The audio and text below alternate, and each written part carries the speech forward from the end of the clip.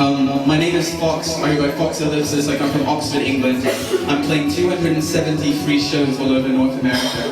I play for free every night, I sleep in my car, actually a true story, and I live off the CD sales. And those are outside, they're usually right in front of me, but I thought that was a really bad idea since you could not actually reach me if you tried today. So I put the CDs outside the door on a table. Basically at the end of the show, I'll sign CDs if anyone wants one. There's an old one, a middle one, and a new one, and they're $10 each, and they're all double discs, so it's a big deal. But an even better deal is if you have your Florida State ID. If you have the ID, you can just show that, and you can get the full set for $30. That's only today. So, at the end of the show, I'll sign CDs, but only at the end. Unless you have to leave. And if for any reason you have to leave before the end, then I'll interrupt the show to sign the CD if you want.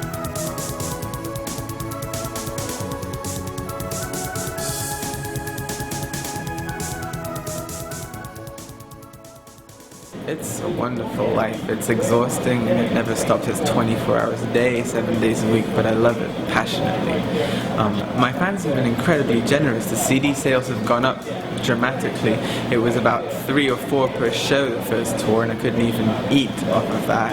Barely paid the gas money. Then it went up to 6 or 7 in the '09 tour. But this year, in the 2010-2011 tour for the third album, it's been phenomenal. I've been selling 15, 20, 25 almost every night, and I've been able to actually, you know, pay my way as I go. Still not motel rooms, but everything else has been taken care of, so I feel incredibly lucky and delighted that it's gotten to the point where I can keep going without really worrying about where the gas money's coming from. What happened with Mother? I don't remember. What drove her away? And Father, we all tried so hard, but it was useless, and our love was in vain. Father, those years were too painful.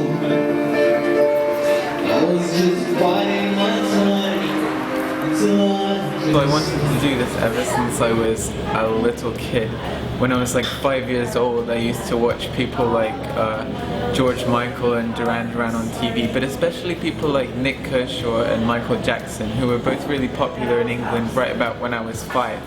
And they were both singing about stuff like the environment and the planet and political issues that you didn't hear much of in the 80s, and especially not now in music.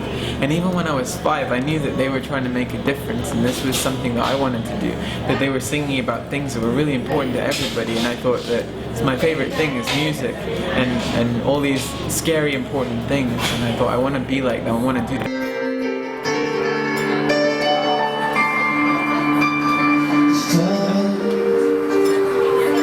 I want you to hear me now. I know you put our family ahead of your dreams. And Father, if there's no way to thank you, then I hope that you know how much it means to me. Even when I was little, I remember this was the only thing that was important to me. And I feel like I lost my way as I got older, because one thing leads to another. My family are very success-oriented. My dad's family are very wealthy. They've done very well in terms of their education and then their careers, financially speaking. So I was under a lot of pressure to follow that path, and so I did do really well in school, and I did focus on my academics, and I went to Oxford. I got the degree and everything. Father, no, I didn't disown you. I just really needed some time on my own, yeah. And Father, your love will never be unconditional. And from all of this distance, they call it ease my pain. And I can never come home again.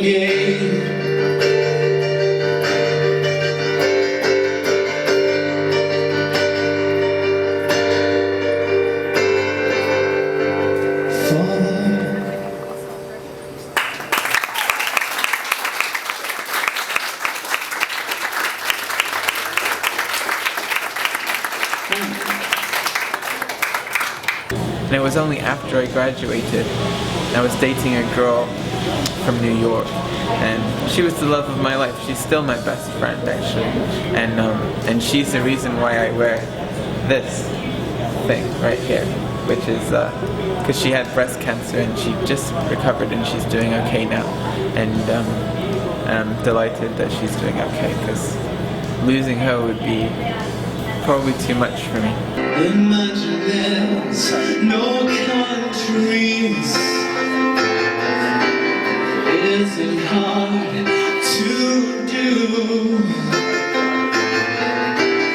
Nothing to kill or die for, and no religion too.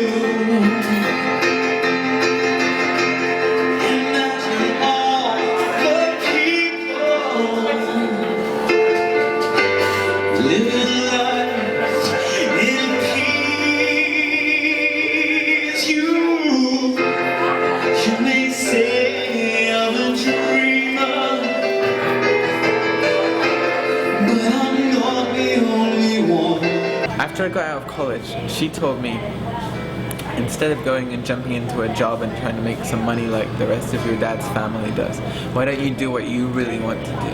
And I said, because it's impossible. And she said, why is it impossible? I said, because I can't sing and I'm nervous and you can't make any money doing this, and there's no market for my kind of music. And she said, why are you sounding like your dad or your family for? You should, what do you really think? And I said, I really think that my music needs to be out there, and there's not enough stuff about important messages and the environment and peace, and I want to do it, but I just don't think I'm good enough. And she said, how do you know you're not good enough? When did you ever try? And I said, you're right. So I said, I just don't have the guts to get up there. I just don't. And she said, yes you do. I'm going to make you do it. And she just kept pep talking me and telling me how great everything was. And I wasn't good then. I've looked at the videos and listened to myself, and it was really bad. But she like made me believe that I was somehow good enough to get up in front of people and sing. And there wasn't a great response, because I really wasn't. Didn't sound very good when I first started out. I was so nervous. I was quiet and shy and timid and tepid. She really pushed me up on the stage. She forced me out. As much as my family forced me into academics and the correct chosen path, she forced me into the stage. And she did it several times until finally I was able to have the guts to do it myself. And once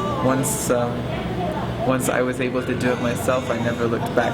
And every day of my life since that day, I wake up in the morning and I think to myself, oh my God, I'm so lucky that I get to do this again with my life.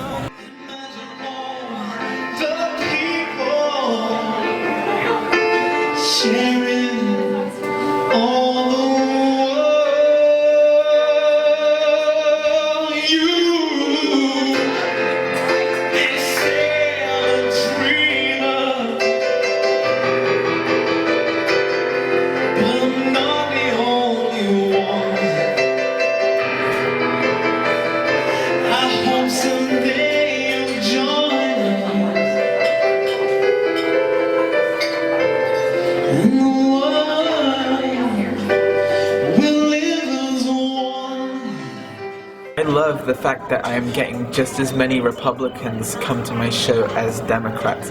That's very important to me, because I don't just want to sing to liberal, green-loving, environmentally conscious people. I want to sing to everybody, and that's why I have, despite my liberal background, moved to the middle. And my point, my stance on everything now is the only place we'll ever move forward as a human race is the middle.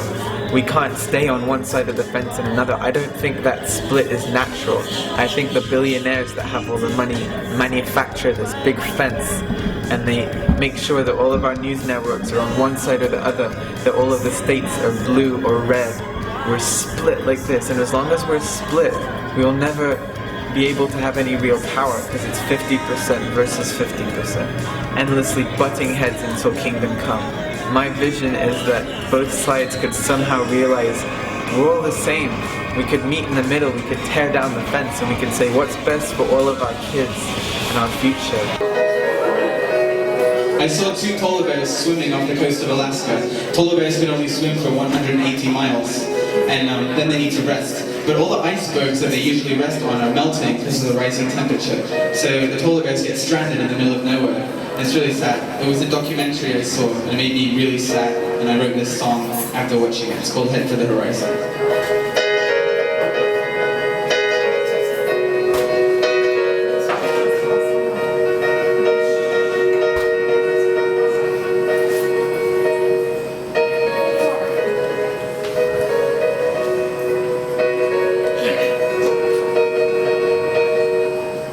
The water is getting colder, and there's no shore in sight as we swim to the aurora. And we used to see glaciers in the morning light. Now I can't see anything out there. My name's Fox Elipsus, and I come from Oxford, England. I live in my car, and I sing about peace and love and the environment in a different city every night. I love to make people laugh, whether it's children or old people, girls and boys, Republican and Democrat, black and white. Everyone comes to my show because of Facebook and online promotion, and they leave with smiles on their faces. I play for free every night, and I'm playing 270 free shows all over North America.